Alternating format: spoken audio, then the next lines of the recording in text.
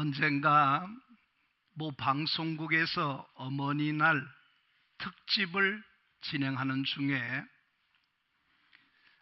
결혼하여 30대 초반이면서 아기를 낳은 세 사람에게 설문조사를 하게 되었습니다. 설문조사의 내용은 이렇습니다. 당신은 최근에 아버지를 안아본 적이 있습니까? 당신은 아버지가 걸어가는 뒷모습을 눈여겨본 적이 있습니까? 당신은 아버지가 자는 모습을 들여다본 적이 있습니까? 당신은 아버지가 우는 것을 본 적이 있으십니까?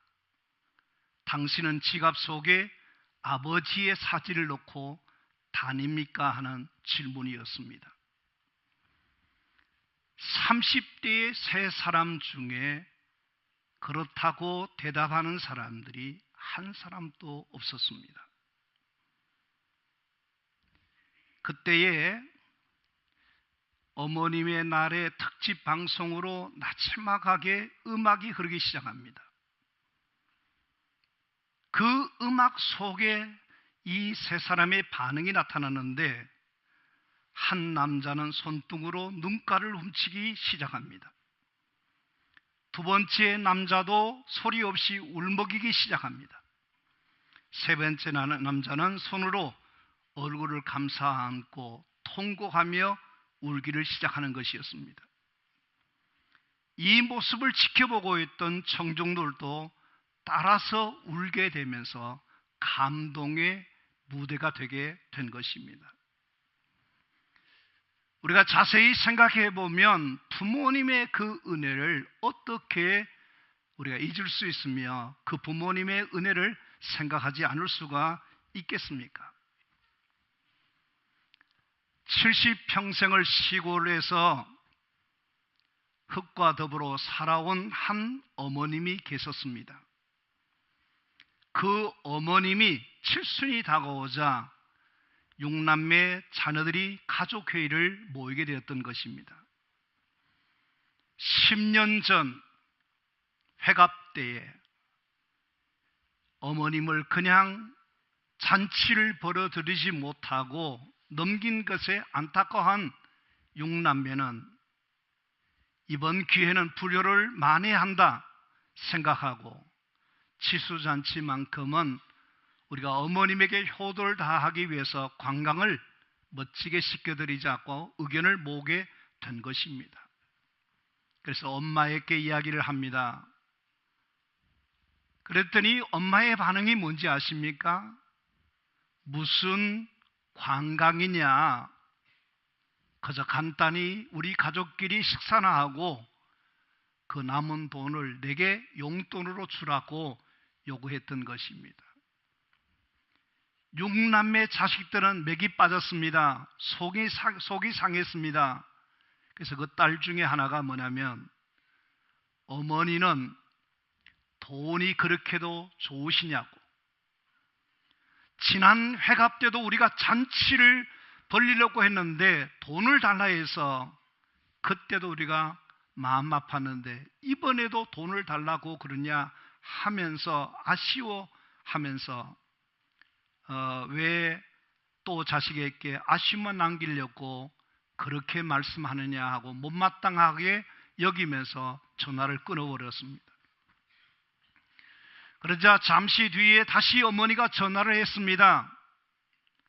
너희는 애미가 돈만 아는 늙은이로 밖에 생각 못하냐? 멀쩡한 아들이 많이 넘어도 혼자인데 관광이 웬 말이냐 하면서 노여워하기 시작했습니다. 그러자 그 딸은 대답합니다. 동생만 자식이냐고, 우리도 엄마의 자식이지 아니냐, 그렇게 질타하듯이 대꾸하게 되었던 것입니다. 그러긴 하지만 알아서 잘 사는 너희들보다도 홀로 서기도 제대로 못하는 저 자식 하나가 이 애미 마음속에 더 마음에 쓰이는 것 어떻게 하니? 그러고 너희들은 내 해갑 때 돈을 준 것인데 그 돈으로 나는 마당에 시멘트를 포장해 둔 것을 두고 애미는 고맙게 생각한단다라고 말했습니다. 그게 얼마나 너희들이 나를 기쁘게 했는지 아느니? 밤이면 혼자서 밖에 나가서 마당에서 춤을 추듯이 서성거린 적이 얼만지 아느냐? 추수 때가 되면 옆집 마당에 종종 빌려섰는데 하루는 술 한잔 하신 그 집 어른이 이곳에 와서 자기에게 와서 당신네 마당인 줄 아느냐? 그리 좋으면 당신의 마당도 포장해서 쓰면 될 것 아니냐? 하는 말에 이 애미는 너무 서러웠단다. 그런데도 나는 아무 말도 할 수 없어서 라고 말해 주었던 겁니다. 그때서야 비로소 그 딸은 어머니가 회갑잔치에서 왜 돈을 달라 했는지 알게 되었고, 칠순잔치에도 왜 돈을 남겨달라고 했는지를 알게 되었다 하는 것입니다. 여러분, 옛말에 부모는 10자식을 보살피고 양육할 수 있지만 10자식은 한 명의 부모도 못 모신다는 그런 말이 있는 것 아십니까? 한남대학교 김완하 교수님이 쓴 엄마라는 시가 있습니다. 그가 쓴 시를 중심으로 해서 영화까지 만들어졌습니다. 그 시의 내용은 이렇습니다. 첫돌 지난 아들을 말문 트일 때 입만 떼면 엄마 아빠 보고도 엄마, 길 보고도 엄마, 산 보고도 엄마, 들 보고도 엄마, 길 옆에 선 소나무 보고도 엄마, 그 나무 사이에 스쳐가는 바람결에도 엄마, 바위에 올라앉아 엄마, 길 옆에 흐르는 도랑물 보고도 엄마, 섣돌 겨우 지난 아들 연석 지나가는 황소 보고도 엄마, 흘러가는 도랑물 보고도 엄마, 구름 보고 엄마, 마을 보고 엄마, 아기를 키우는 것이 어찌 사람뿐이랴. 저 너른 들판, 산, 그리고 나무 페랭이, 풀, 돌 모두가 아이를 키운다는 그런 시가 있습니다.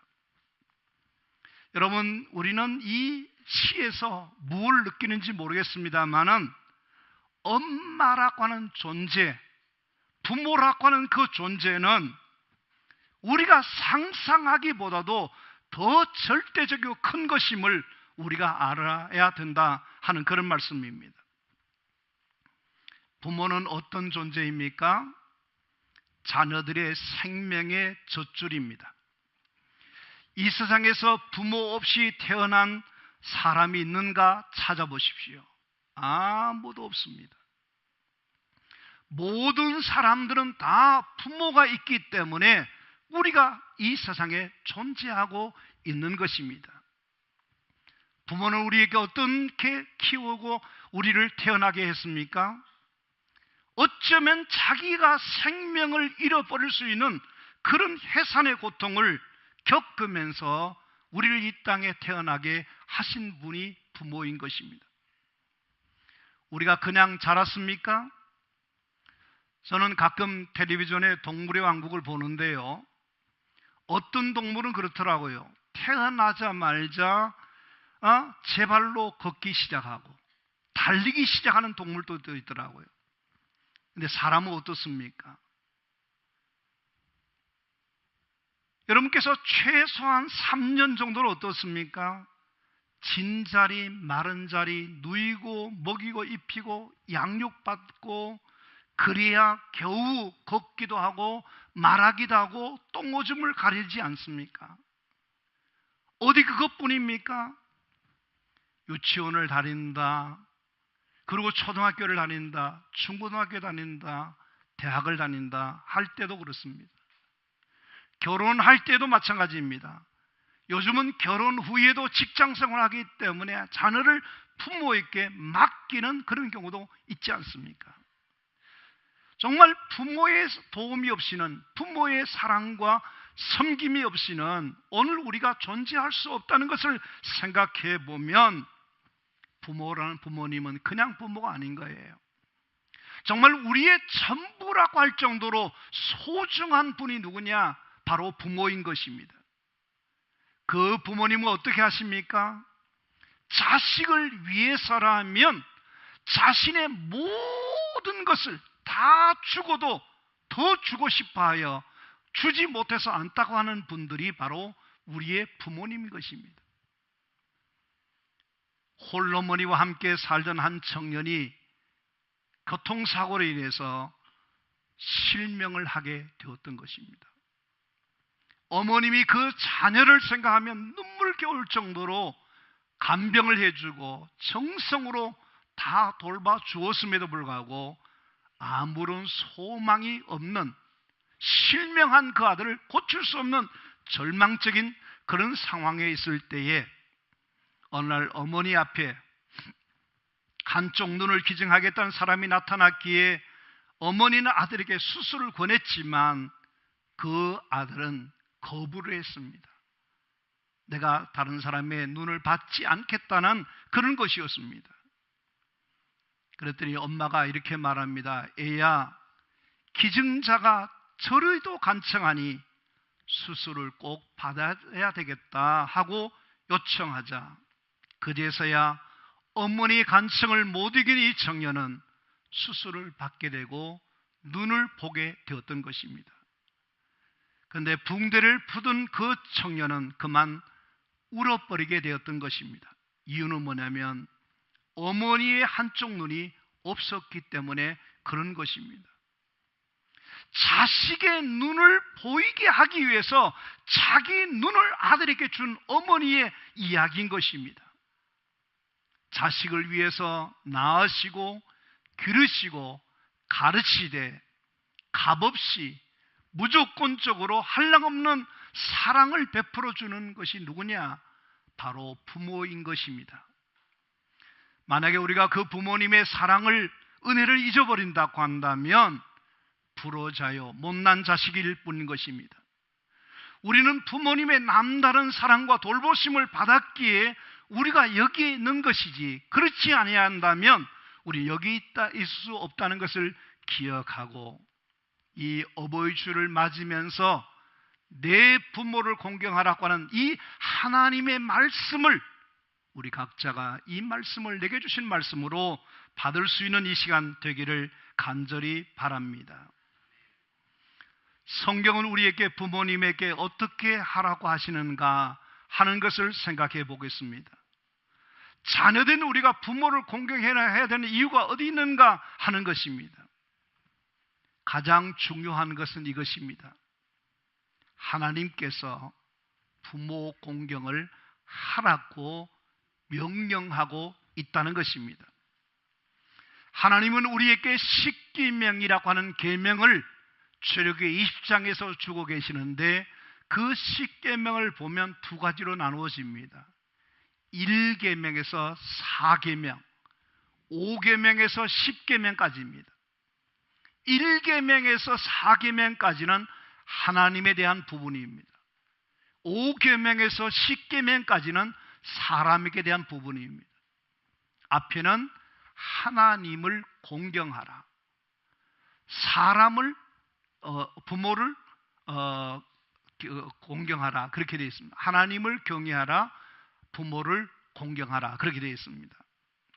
여기서 보시면 그 중에서도 우리는 제5계명의 인간에 대한 부분 중에서 가장 먼저 말씀하신 것이 뭐냐면 내 부모를 공경하라고 말씀하십니다. 여러분과 저는 부모 공경은 하나님의 계명인 것입니다. 계명이라는 것은 뭐냐면 변명할 수 없는, 변경할 수 없는 절대적인 명령을 말하는 것입니다. 따라서 부모 공경은 하나님을 경외하듯이 부모를 공경해야 된다라고 하나님의 말씀을 우리에게 들려주고 있습니다. 이 시간 여러분과 저는 몇 군데 성경 말씀을 함께 볼 텐데 가능하시면 크게 같이 한번 따라서 해주시면 소리를 내서서 좋고 그 소리를 듣는 중에 말씀이 마음에 새겨졌으면 하는 마음으로 같이 하도록 하겠습니다. 신명기 5장 16절 말씀입니다. 너는 내 하나님 여호와께서 명령한 대로 내 부모를 공경하라. 내 하나님 여호와가 내게 준 땅에서 내 생명이 길고 복을 누리리라. 너는 내 하나님 여호와께서 명령한 대로 너 부모를 공경하라. 그렇게 말씀합니다. 레위기 19장 3절 말씀입니다. 너희 각 사람은 부모를 경외하고 나의 안식일을 지키라. 나는 너희 하나님 여호와니라. 하나님이 뭐라고 말씀해요? 각 사람은 부모를 경외하라. 그렇게 말씀하십니다. 골로새서 3장 20절입니다. 자녀들아 모든 일에 부모에게 순종하라. 이는 주 안에서 기쁘게 하는 것이니라. 자녀된 우리에게 뭐라 하는 모든 일에 부모에게 순종하라. 그렇게 말씀하십니다. 마태복음 19장 19절 말씀입니다. 내 부모를 공경하라. 내 이웃을 너 자신같이 사랑하라. 아멘. 오늘 네 군데만 말씀드렸습니다마는 성경의 모든 말씀 가운데 우리에게 들려주신 말씀이 있습니다. 그것이 뭐냐 하면 하나님은 부모를 공경하라. 그렇게 말씀해 주고 있습니다. 그렇기 때문에 우리는 이 하나님의 말씀을 가능한 대로 어려서부터 일찍이 부모 공경을 배우고 실천할 수 있는 신앙인들이 되어야 할 것입니다. 우리가 부모를 공경해야 되는 이 또 다른 이유는 뭐냐면요, 자식이 잘 되기를 원하는 분이 누구냐 하면 바로 우리의 부모님이기 때문에 부모를 공경해야 됩니다. 여러분 보시면 부모마다 자식들에게 원하는 것이 있습니다. 한마디로 말하면 부모가 자식이 잘 되고 행복하기를 모든 부모들은 원한다는 겁니다. 그럽니까 안 그럽니까? 그렇죠? 아멘 안 하는 사람도 있어요. 예. 다시 한번 물어보겠습니다. 모든 부모들은 자녀들이 잘 되기를 원하고 자녀들이 성공하기를 원하고 행복하기를 원합니까? 안 원합니까? 예, 그렇습니다. 그렇습니다. 근데 형제는 어떨까요? 형제는 좋은 것 같지만요, 배가 아파요. 배가 아파요. 어떤 데는요, 기분 나빠합니다. 잘 되면 니는 뭔데 잘 되고 나는 그러냐, 이렇게 생각합니다. 친구는 어떨까요? 성도들은 어떨까요? 박수 쳐주고 좋아하고 그럴 것 같지요? 시샘이라는 거예요. 질투가 있어요. 질투가 있어요. 좋긴 좋은데 조금 배가 아파요. 근데 부모는 어떨까요? 전혀 부작용이 없어요. 부모는 오로지 자식 하나만 잘 되면 그것을 최고로 여기고 최고로 좋아하는 것이 우리 부모인 것입니다. 그렇기 때문에 제가 여기 조셉 F. 스미스라는 사람이 하는 말을 한번 소개할 테니까 한번 들어보세요. 자녀 여러분, 부모를 기억하십시오. 부모는 여러분들이 어렸을 때 키워주셨으며 음식을 먹이고 옷을 입히고 교육을 시켰으며 쉴 자리를 만들어 주었으며 여러분들이 잘 되도록 능력껏 모든 일을 다 하셨으니 연로하여 연약해지고 허리가 굽어진 지금 여러분들의 부모에게 효도하기를 게을리하지 마십시오. 그들을 따로 있게 하지 말고 그들의 곁에 살면서 그들의 평안과 안녕을 위해서 최선을 다하십시오. 그렇게 말했어요. 여러분, 부모님은 여러분들이 잘 되는 것이 꿈이고 소원이고 바람인 것을 기억하시고 이런 부모님을 경외하는 우리 성도님들이 다 되어야 할 줄로 믿습니다.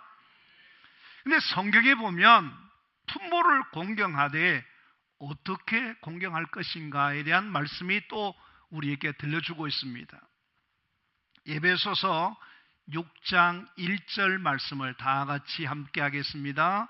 자녀들아, 주 안에서 너희 부모에게 순종하라. 이것이 옳으니라. 아멘. 뭐가 옳아요? 부모에게 순종하는 것을. 제가 쉬운 성경으로 한번 읽어드릴게요. 자녀들은 부모에게 순종하십시오. 이것이 주님을 믿는 사람으로서 옳게 행하는 일입니다. 그렇게 되어 있어요. 예? 자식으로서 부모에게 순종하는 것이 하나님의 뜻이고 옳은 일이고 바른 일이고 마땅한 일이라고 하는 것을 기억하시고, 우리 믿음의 자녀들은 부모님에게 순종할 수 있는 자녀들이 되시기를 간절히 바랍니다. 아멘. 한 사람이 위암으로서 세상을 떠나는 마지막 순간에 어린 자녀 3명에게 유언을 남깁니다. 그 유언의 내용이 이렇습니다. 얘들아, 나는 인생에서 실패했다. 실패한 이유는 너의 할아버지 유언을 지키지 않았기 때문이다. 그 실패한 이유를 뭐라고 얘기하냐면, 할아버지가 유언을 남기기를 술 먹지 말라고 했다는 겁니다. 그런데 그 할아버지의 유언을 자기가 어긋나게 맨날 술만 먹다가 암이 걸려서 죽게 되면서 자식들에게 나 같은 어리석은 일이 너희들 하지 말라고 일러주게 했다는 그런 이야기입니다. 여러분, 부모님들이 참 우리에게 들려주는 그 유언처럼 말해주는 말은 우리 자녀들이 어떠냐면요, 평소에 잘 듣고 순종해야 되는데 우리 자녀들은 어떠냐면 청개구리 같아요. 이렇게 하라면 저렇게 하고, 하지 말라고 하면 더 하고, 그런 점이 있습니다. 물론 우리 교인들은 그렇지 않으리라 생각합니다. 그렇죠? 그렇게 한 사람만 복이 있을지어다. 우리 부모님들은요, 평소 여러분 자녀들에게 그렇게 해주십시오. 너네들 예수 잘 믿어라. 주일 성수는 꼭 해라. 이 말 좀 해주십시오. 할렐루야. 여러분들의 자녀들에게 그것만 하나만 가르쳐 주어도 여러분의 자녀들에게 어마어마한 하나님의 복을 받게 된다는 것을 기억하시고, 부모들이 나에게 물려준 신앙생활 잘해라, 주일 성수 꼭 해라, 이런 것들에 순종하도록 만들어주는 크리스찬 부모들이 되셔야 될 줄로 믿습니다. 그래서 우리 예수 믿는 우리 자녀 세대들은요, 하나님의 말씀대로 나이가 들면 들수록, 세월이 가면 갈수록 부모님에게 더 순종을 잘 해드릴 수 있는 우리 자녀들이 되어야 될 줄로 믿습니다. 여러분, 성경에 보면 참 감사한 것들이 있습니다. 그것이 뭡니까? 내 부모를 공경하라 그렇게만 말씀하신 것이 아니고, 거기는 반드시 그렇게 하면 하나님의 약속하신 축복의 말씀이 있다는 겁니다. 그걸 우리가 함께 보겠습니다. 에베소서 6장 1절에서 3절 말씀인데 크게 해주시기를 바랍니다. 다 함께 하겠습니다. 자녀들아, 주 안에서 너희 부모에게 순종하라. 이것이 옳으니라. 내 아버지와 어머니를 공경하라. 이것은 약속 있는 첫 계명이니 이로써 너가 잘 되고 땅에서 장수하리라. 아멘. 아멘. 이 말씀의 축복이 여러분의 것이 되기를 축원합니다. 이 말씀이 여러분의 자녀들의 것이 되기를 주의 이름으로 축원합니다. 출애굽기 20장 12절 말씀도 함께 보겠습니다. 내 부모를 공경하라. 그리하면 내 하나님 여호와가 너에게 준 땅에서 내 생명이 길리라. 아멘. 부모 공경하면 하나님이 여러분에게 복 주시겠다는 거예요. 아시겠습니까? 성경의 말씀에 순종하면, 그 말씀을 지키면 하나님이 말씀하시기를 너가 잘 되고 땅에서 장수하리라. 너에게 준 땅에서 너의 생명이 이기리라. 할렐루야. 여러분 장수하시기를 바랍니다. 여러분 잘 되시기를 바랍니다. 하나님이 주신 이 땅에서 축복을 받아 누리는 자들이 되기를 바랍니다. 그러나 만약에 우리가 부모 공경하라는 이 말씀에 지키지 아니하면 어떻게 되느냐? 잠언 30장 17절 말씀입니다. 아비를 조롱하며 어미 순종하기를 싫어하는 자의 눈은 꼴짜기에 까마귀에게 쪼이고 독수리 새끼에게 먹히리라. 겁이 나지요? 겁이 나죠? 여러분, 어미를 조롱하고 어미 순종하기를 싫어하는 자가 있으면 절대 안 된다는 겁니다. 절대 안 된다는 겁니다. 여러분과 저는 어떤 자가 되냐면 부모 공경함으로 하나님의 복을, 약속한 그 축복을 내 것으로 만드는 자들이 되어져야 될 줄로 믿습니다. 미국의 대통령 가운데 제임스 에브라임 가피드라고 하는 20대 대통령이 있습니다. 이 사람이 남긴 유명한 언어들이 많이 있더라고요. 돈은 마지막 순간까지 빌리지 말아라. 좋은 친구는 사귀되 끝까지 사귀어라. 비밀은 나의 것이든 남의 것이든 철저히 지키라. 내 행동은 내가 책임지고 남의 탓으로 돌리지 말라. 이런 명언 같은 말을 남긴 사람이더라고요. 근데 이분이 말이죠, 대통령에 취임하는 날에 자기 부모님이 나이가 많으시고 건강이 허락되지 못해서 제대로 걷지 못한 부모입니다. 근데 그 어머니에게 하는 말이 뭐냐면, 어머님께서 취임식에 안 나가시면 저도 취임식에 안 나가겠습니다. 대통령 된 사람이 그렇게 얘기했다는 겁니다. 그러면서 그 어머님을 자기가 업어가다시피 해서 모셔서 맨 앞자리 취임식에 모셔두면서 하는 말이 뭐냐면, 나의 모든 영광은 이 나이 많으신 연로하신 어머님에게 돌립니다. 그렇게 말했다는 겁니다. 그랬더니 그 자리에 참석했던 모든 사람들이 가필드는 과연 효자구나, 그랬기에 하나님의 축복을 받았다는 이야기가 들려줬다는 것입니다. 근데 문제가 있습니다. 우리의 부모님을 우리가 공경하고 싶고 섬겨드리고 싶고 잘 모시고 싶지만 기회가 없다는 거예요. 무슨 말입니까?